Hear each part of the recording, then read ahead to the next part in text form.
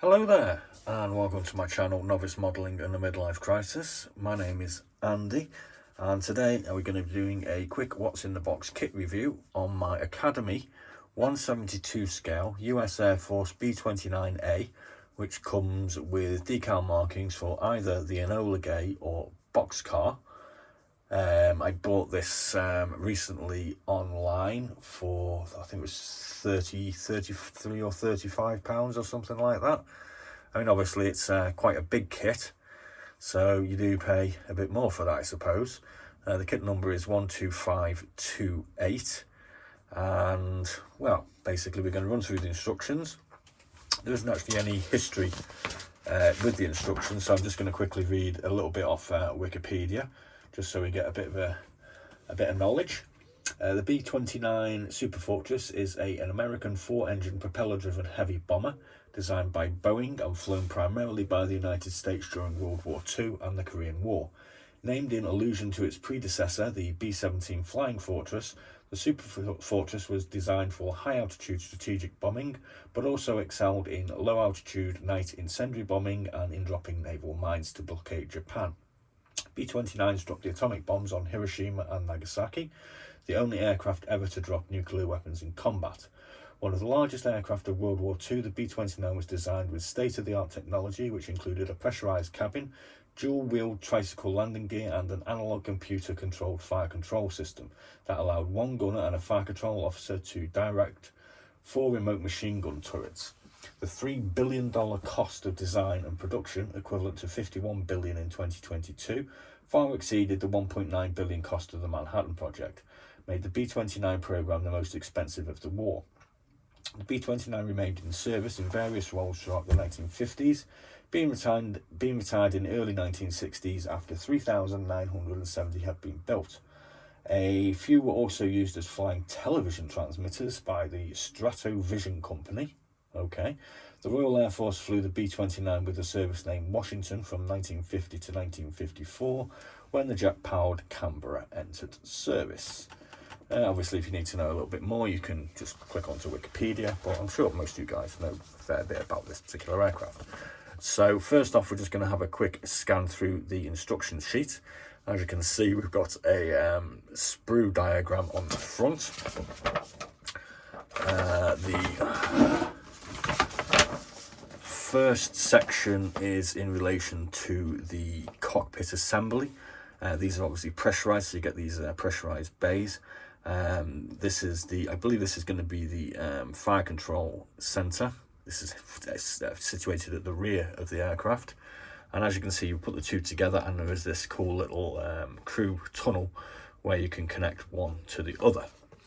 As this basically depicts the two different atomic carrying B-29s, you actually get both Little Boy and Fat Man, the atomic bombs included. And section 5 here, we can see we're going to actually start putting the fuselage together with our compartments as well. Section 8, we're going to move on to attaching the glazed pieces. I'm not looking forward to that, I must admit. Section 9 is tail assembly. Section 10 is the wings. And then section 11, 12 and 13, we're going to be putting the engines on and the undercarriage and all the final parts. Obviously, painting wise, it's just painted, I believe it's going to be in flat aluminium, which I'm kind of hoping is going to turn up tomorrow, as I don't have enough to cover this rather huge aircraft. So now I'm just, obviously we're doing an American aircraft, so I'm going to have a drink of Budweiser today. I've got to be honest with you, king of beers, I'm not a massive fan of Budweiser, though you American guys, you are forgiven because this one's actually brewed in the UK. I'm still not a fan, so luckily I have some of the proper Czech Budweiser to wash this down with afterwards. Sorry America, your planes are great, your beer sucks. Right, okay, just get the computer out of the way, and now we'll have a look at the sprues. I thought we'd start off with the fuselage sprue, which is the biggest one. As you can see, it is quite big. So basically, it's quite plain, but we've got lots of panel lines with the indentions on them. We've got parts of the crew habitation compartments here with the pressurized hulls. We've got the 2 large bomb bay doors here. That's the other section of the fuselage. We have our first sprue with our rather large wings on them and the tail. Again, we've got the floor here. I think this is going to be the rear crew compartment. We've also got a variety of parts to go with the undercarriage. These look like the remote control guns. I think I did read somewhere that the guns are actually removed from this, so these parts aren't going to be used, I assume. I assume somehow we're going to have to fill these holes in as well. Probably going to have to sand this one down, I imagine, as well, because it's flush here. So that's the second sprue. Our next sprue is more wings, and as we can see here, this is the little crew tunnel. This is the floor for our main cockpit area. It's got some nice detail on it. We can see a seat here, and it's got a lap belt or a lap belt on it. I believe these are going to be oxygen tanks of some sort. That looks like the bomb site there, I think. Not too sure what that part is. That looks like a doorway going somewhere. We can see the inner workings of the front tricycle wheel undercarriage section there. Next off, we get our engine pods or engine nacelles. We also get 4 of these very large 4-bladed propellers. These are going to be the cover parts, I imagine, that are going to cover up where the guns are removed from the Enola gay. Not too sure what that part is, but it kind of looks like it might be something to do with the bomb release mechanism. Again, we've got nice detail on here. It's all crisp. There's no flash or anything wrong with it that I've seen so far, so that's all looking good. We get another set of propellers here.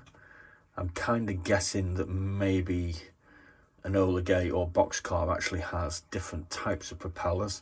This one looks to be Little Boy, the atomic bomb Little Boy. So we've got 4 extra propellers for some reason, not sure why. Next off, we've got the tail section. As you can see, we've got the rear gunners area here. We've got the front of the engine nacelles. These look like they're going to be ailerons, I assume. Or are they underneath to the wings? Not quite sure. These look like the doors for our wing-mounted undercarriage. Got a few more sprues to go. We've got the front wheels here. Pilot seats, the yokes, more wheels, probably gun barrels, I would have thought. Got more parts of the inner cockpit cabins. Again, it's all got some nice detail to be picked out on there. And we've got some other small parts that, again, I'm not overly comfortable in saying what they are or aren't. And here we have Fat Man, which is a much bigger atomic weapon, it might be noted, than Little Boy. And here we have our glazed pieces. There's the front section of the fuselage. We appear to get 2 different options on the front of it, I suppose. That's going to be the observation point here. Got a couple of these. I'm going to guess that these are these doors here. So obviously you need to paint them around this tiny little viewing port. We appear to have some smaller windows, possibly for the rear here, possibly some lights as well. So that's that. We've got our decal sheet, which obviously gives us Boxcar and Enola Gay. This on here is Enola Gay, so we're going to be using the R's. I have kind of half thought about decaling this up as sort of Enola Gay on one side and Boxcar on the other. Don't know. Obviously I can only use one of the bombs, but that's kind of an interesting thought that I actually had. Don't know what anybody thinks about that. Probably not a good idea, I would have thought. Just as a matter of interest, because they look so similar. I actually have this special hobby ME264, which I'm going to be doing a what's in the box for probably tomorrow. But they are very similar in appearance. And I just thought for scale, so as you can see how huge this is. I mean, it's quite obviously that it's massive, like, you know. But the ME264 was not in itself a small aircraft. And as you can see, I've got the actual sprue here for the wings off the 264, and the actual wingspan is very similar at the end of the day, which I found quite interesting, especially when you compare the fuselage of the two. The B-29 is absolutely huge by comparison. This is the plastic section for the 264, so it kind of goes, not too sure, so it starts about here, I reckon. So I mean, you can see here it's a good almost a third longer, which I found quite interesting. So like I say, anyway, I'll be doing a what's in the box for this one. I'm not going to build this one anytime soon. So there we go, there's our Enola game.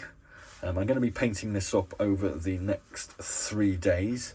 Today is August the 2nd. Obviously, Hiroshima got bombed on August the 6th. So I'm hoping to have this finished and ready for a completed build video on August the 6th, basically. The only thing that's going to stop me is paint. I don't have any paint for this, as I've pretty much used all of my flat aluminium. So there is actually some on their way, and hopefully that's going to turn up tomorrow. So that's all I've got to say for now. Cheers with my king of beers, Budweiser. Yeah, and thanks for watching, and be seeing you.